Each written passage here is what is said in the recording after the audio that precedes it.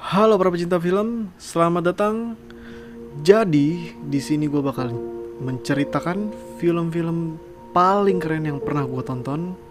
So, kita masuk ke list pertama dari film yang pernah gue tonton.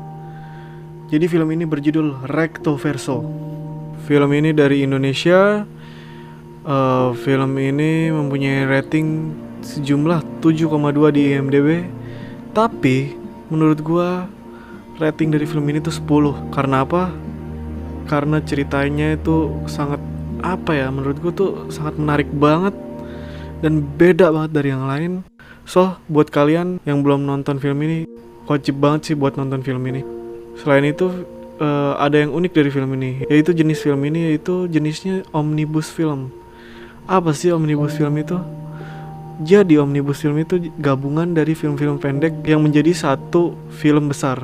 Nah, di sini tuh ada 5 film pendek yang bakal gue ceritain satu persatu, karena kalau gue ceritain ngikutin filmnya bakal pindah-pindah, bakal lebih susah buat nyeritain filmnya. So, langsung aja kita mulai ke film pendek pertama yang berjudul Malaikat Juga Tahu, yang disutradarai oleh Marcella Zalianty. Jadi film pertama ini menceritakan tentang kehidupan anak autis yang bernama Abang.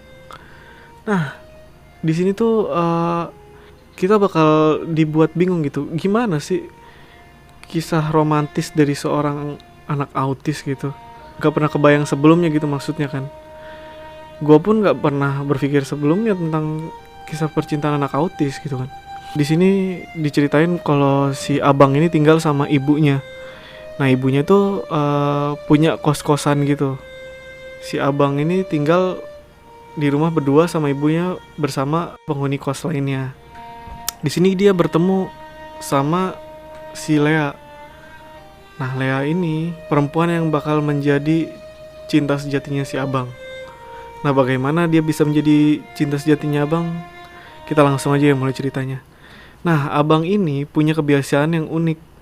Jadi dia suka ngoleksi kotak sabun gitu ya, ada sabunnya isinya di dalamnya. Terus disusun sama dia kayak bentuk piramid gitu. Nah, selain itu, si Abang juga suka mintain baju kotor dari setiap penghuni kos. Nah, dari setiap harinya tuh Abang bakal minta baju dengan warna yang berbeda. Rabu gelap, putih, Senin putih. Misalkan hari Senin itu Abang bakal ngumpulin baju berwarna putih. Jadi semua penghuni kosnya harus ngumpulin baju kotor berwarna putih. Nah, selain putih dia nggak bakal mau gitu. Suatu ketika si Abang ini ngelihat koleksi sabunnya yang disusun jadi piramid itu berkurang satu. Nah, dia ngamuk tuh, dia bingung, kok nggak ada gitu. Terus dia panik nih sejadi-jadinya. Abang mungkin lupa naruhnya. Nggak mungkin hilang. Nggak mungkin hilang. Abang lupa. Karena yang menurut kita itu berharga belum tentu buat si Abang itu berharga. Yang membuat film ini menarik adalah sudut pandang yang berharga dan tidak berharga dari seseorang gitu. Yang udah nih, terus si Abang panik kan nyariin sabun yang hilang. Dia lari keluar rumah, terus habis itu ibunya ngejar nih. Ibunya kan udah tua ya. Terus ibunya nggak sanggup ngejar dia gitu. Terus akhirnya Abang sampailah di suatu toko kelontong gitu. Terus dia mau ngambil si sabun itu. Terus otomatis si penjaga tokonya bingung dong, panik dia. Dikiranya ini orang gila gitu. Nah, kebetulan di situ ada Lea. Nah, terus habis itu si Lea ini nolongin si Abang. Dia beliin si Abang itu sabun dan nganterin dia pulang. Ternyata si sabun yang tadi hilang itu cuma diumpetin doang sama penghuni kos lainnya yang iseng. Terus yang tadi sabun yang beli di warung itu kan dibeliin sama Lea. Terus dibalikin lagi kan sama Abang. Terus kata Lea, nggak usah, nanti kalau hilang Abang nyari-nyari lagi, mendingan Abang simpan aja, kata Lea gitu. Nah, disinilah awal mula Abang jatuh cinta sama Lea. Abang senyum-senyum ngeliatin sabun yang dikasih sama Lea. Lalu ke esokan harinya ada hal yang mengejutkan, yaitu adiknya Abang pulang dari luar kota. Adiknya Abang ini kan namanya Hans. Terus akhirnya dia ketemu Lea nih. Terus dia nanya sama Lea, kamu bisa ngantar saya ke ibu kosnya? Boleh, masuk aja. Oh ya. Nah, ini bu kosnya. Halo, Ma. kabar kamu? Baik. Mama kangen kali. Ya udah, terus pada waktu malam harinya si abang tiduran sama Lea sambil ngeliatin bintang. Nah terus kata Lea gini, Abang, kalau ada bintang yang gak kelihatan, jangan dilupain ya bang, dihitung juga karena kasihan kalau dibiarin sendirian bang.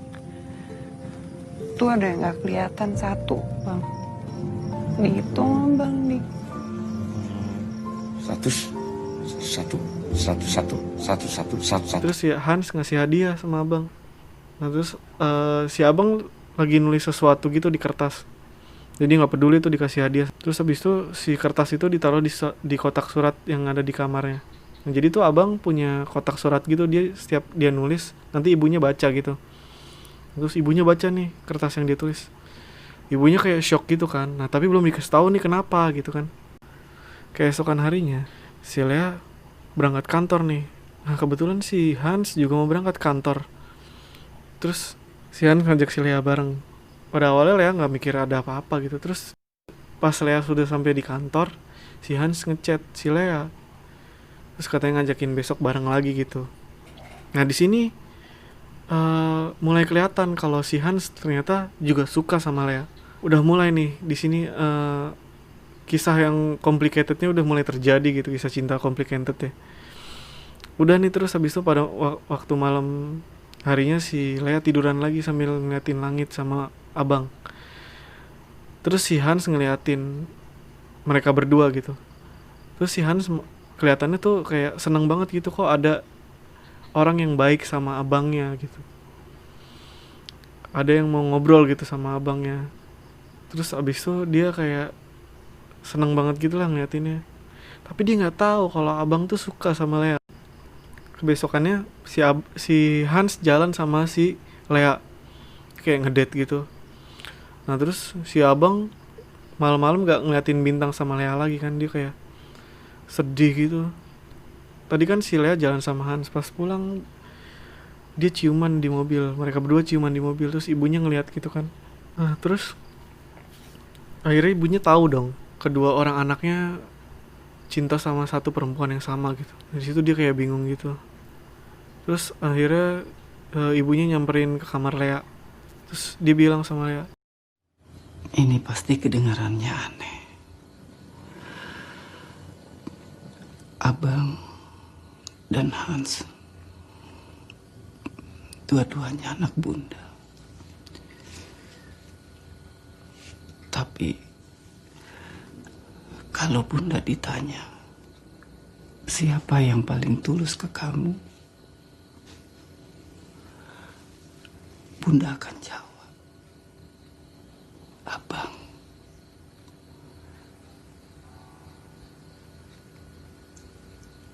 Abang cinta kamu bukan cuma pakai hati, tapi jiwanya.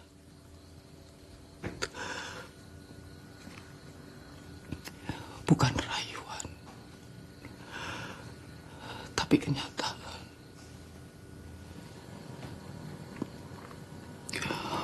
Hans bisa jatuh cinta sama yang lain,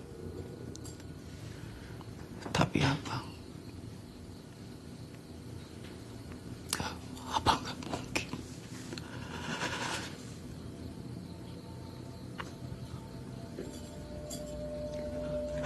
Dia cinta sama kamu tanpa pilihan.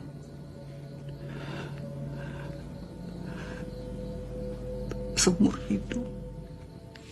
terus kata si Lea, ibu kan gak bisa membaca pikiran orang gitu. Sementara ibunya tuh waktu itu udah ngebaca si surat itu. Nah surat itu belum dikasih tahu tapi isinya apa. Terus tapi Lea tuh nggak tahu kan sebenarnya si abang tuh jatuh cinta sama dia. Terus habis itu si Hans masuk nih, katanya nggak adil gitu. Terus kata ibunya jangan ngomong soal keadilan sama abang karena abang tuh punya dunia yang berbeda gitu. Itu udah mulai sedih banget tuh. Udah tuh terus habis itu kata si Hans, kita nggak bisa selamanya lari, abang harus tahu tentang ini gitu. Terus kata ibunya, dia ngeluarin jawaban yang bikin gue kaget banget. Kalau perlu kalian kabur selamanya gitu, nggak ada bedanya abang tahu sekarang atau nanti gitu, karena bakal bikin hati abang tuh hancur juga gitu. Terus habis itu ibunya nangis gitu kan. Bang? Sekarang atau nanti? Apa bedanya? Tapi nggak mungkin kita sembunyi seumur hidup kita, Ma. Kalau perlu, kalian sembunyi seumur hidup. Ini nggak adil. Nggak masuk akal. Jangan ngomong soal akal, juga jangan ngomong soal adil.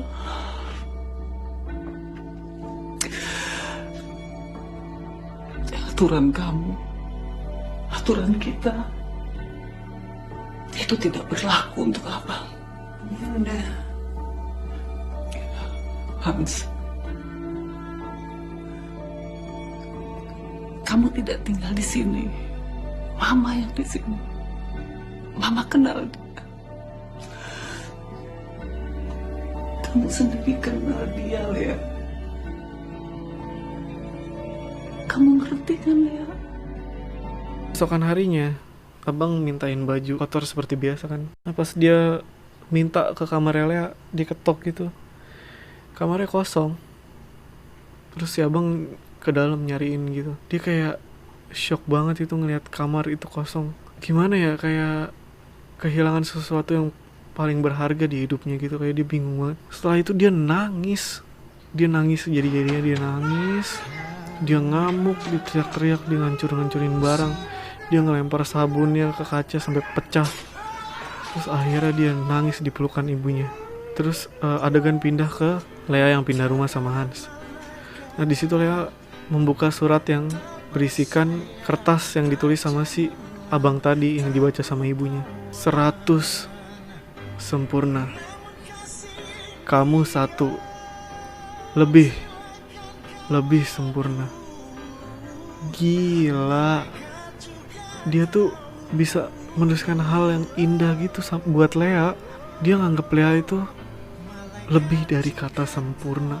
Kalau kalian ada di posisi abang, kalian gak pernah bisa memilih dan mengubah takdir kalian. Dan kalian jatuh cinta sama seseorang. Dan kalian tahu kalian gak akan pernah ngedapetin dia. Apa coba yang kalian rasain? Kalian tahu apa yang kalian gak bisa dapetin? Coba. Gila gak tuh endingnya? Makanya gue ngerekomendasiin film ini.